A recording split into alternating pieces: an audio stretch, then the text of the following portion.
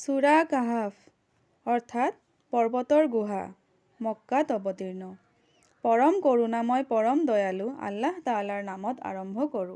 সকলো প্ৰশংসা আল্লাহ তাআলাৰ প্ৰতি, যিজনে নিজৰ বান্দাৰ অৰ্থাৎ মুহাম্মদৰ সাল্লাল্লাহু আলাইহি ওয়াসাল্লাম ওপৰত কিতাপ অৰ্থাৎ কোৰাণ অৱতীৰ্ণ কৰিছে আৰু তাত কোনো বেকাবেকি ভাৱ ৰখা নাই। ই অৰ্থাৎ কোৰাণখনি পোন, যাতে তেওঁ নিজৰ পৰা কঠোৰ শাস্তিৰ বিষয়ে সেই বিশ্বাসকাৰীসকলক সতৰ্ক কৰি দিব পাৰে আৰু সুসংবাদ দিব পাৰে যিসকলে ভাল কাম কৰে। নিশ্চয় সিহঁতৰ কাৰণে আছে উত্তম পুৰস্কাৰ, তাত সিহঁত চিৰকাল থাকিব। আৰু যাতে তেওঁ সেইসকলক সতৰ্ক কৰি দিব পাৰে যিসকলে কয় আল্লাহ তাআলাই সন্তান জন্ম দিছে। এই বিষয়ে সিহঁতৰ কোনো জ্ঞান নাই আৰু সিহঁতৰ পিতৃপুৰুষ সকলৰো নাছিল। সিহঁতৰ মুখৰ পৰা এনেকুৱা কথা ওলোৱাটো অতি দুখৰ বিষয়। সিহঁতে মিছা কথাৰ বাহিৰে আন একো নকয়। এতেকে হে মুহাম্মদ সাল্লাল্লাহু আলাইহি ওয়াসাল্লাম, যদি সিহঁতে এই সুসংবাদত বিশ্বাস নকৰে, সম্ভৱতঃ তুমি সিহঁতৰ পিছত লাগি হয়তো দুখতে তোমাৰ জীৱন নিজেই ক্ষয় কৰিব পাৰা।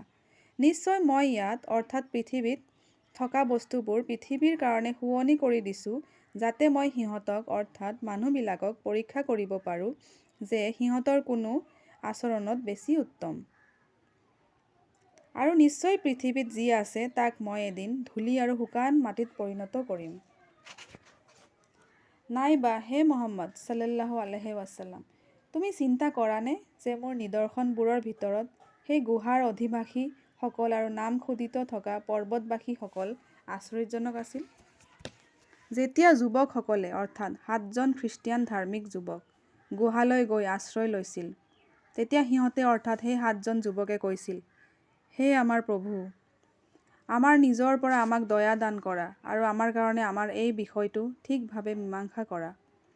তাৰ পিছত মই ভালেমান বছৰৰ কাৰণে সেই গুহাটোৰ ভিতৰত সিহঁতৰ কাণত পৰ্দা দি ৰাখিছিলোঁ, অৰ্থাৎ সিহঁতক টোপনিত মগ্ন ৰাখিছিলোঁ।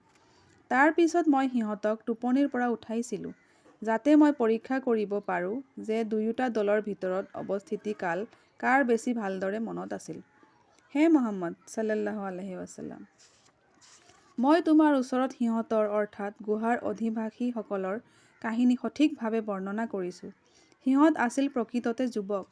সিহঁতে নিজৰ প্ৰভুত বিশ্বাস কৰিছিল আৰু মই সিহঁতক সুপথ বঢ়াই দিছিলোঁ। আৰু মই সিহঁতৰ অন্তৰত শক্তি দিছিলোঁ। যেতিয়া সিহঁত উঠি থিয় হৈছিল, তেতিয়া সিহঁতে কৈছিল, আমাৰ প্ৰভু আকাশ আৰু পৃথিৱীৰ প্ৰভু, আমি কেতিয়াও তেওঁৰ বাহিৰে আন দেৱতাক নামানিম। যদি আমি তেনে কৰোঁ, নিশ্চয় আমি অন্যায়কৈ কোৱা হ'ব। এইসকল আমাৰ সম্প্ৰদায়ৰ লোক, যিসকলে তেওঁৰ অৰ্থাৎ আল্লাহ তাআলাৰ বাহিৰে আনক উপাসনাৰ যোগ্য স্থিৰ কৰিছে। কেলেই সিহঁতে সেইবোৰৰ কাৰণে অৰ্থাৎ সেইবোৰ যে প্ৰকৃততে উপাসনাৰ যোগ্য তাৰ কাৰণে কোনো স্পষ্ট চনদ আদি আনি উপস্থিত নকৰে। এতেকে আল্লাহ তাআলাৰ ওপৰত যি মিছা দোষাৰোপ কৰে তাতকৈ আৰু কোন বেছি অন্যায়কাৰী হ'ব পাৰে।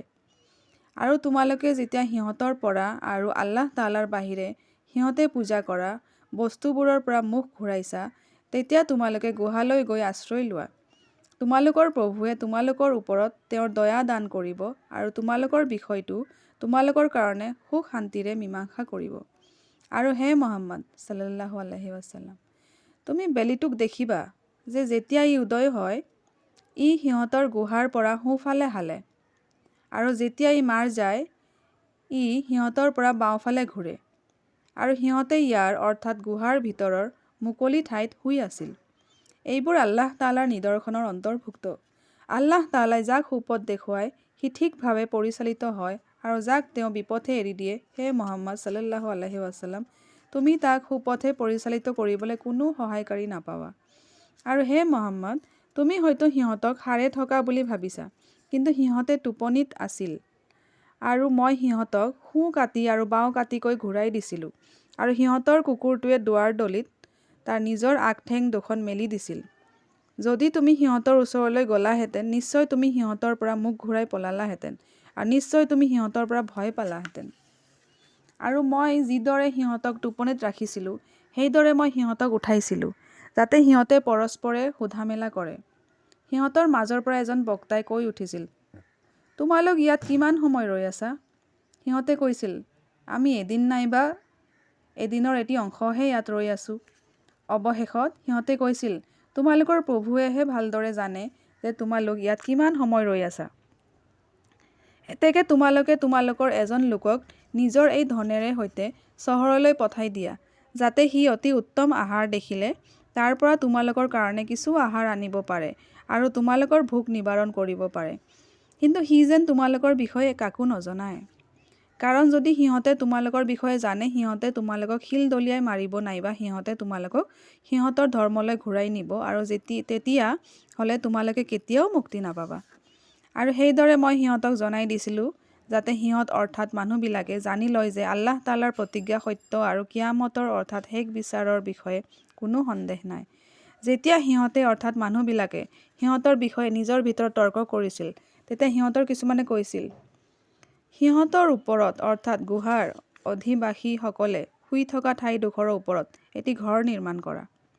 সিহঁতৰ প্ৰভুৱে সিহঁতৰ বিষয়ে ভালদৰে জানে।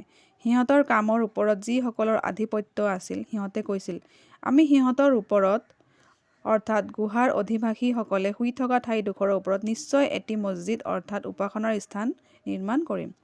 কিছুমানে কয় যে সিহঁত আছিল 3জন, সিহঁতৰ কুকুৰটো আছিল সিহঁতৰ ভিতৰত চতুৰ্থ। কিছুমানে কয় যে সিহঁত আছিল 5জন, সিহঁতৰ কুকুৰটো আছিল সিহঁতৰ ভিতৰত ষষ্ঠ। সিহঁতে গোপন বিষয়ে এইবোৰ অনুমান কৰে।